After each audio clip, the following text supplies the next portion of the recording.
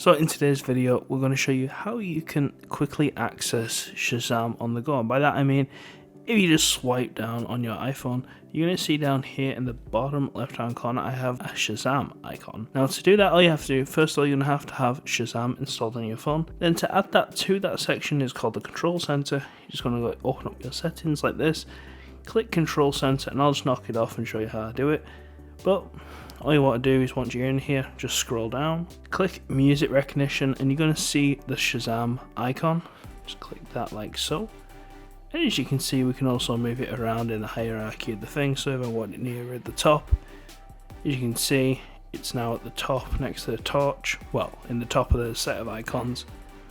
I can move it down where I had it at the bottom, like so. So once you've done that, all you want to do is just go back, and what we're going to do is show you how it works.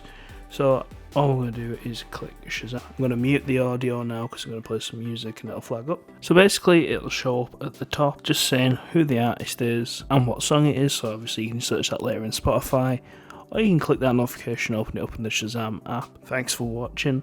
Please like, comment and subscribe, and I'll see you next time.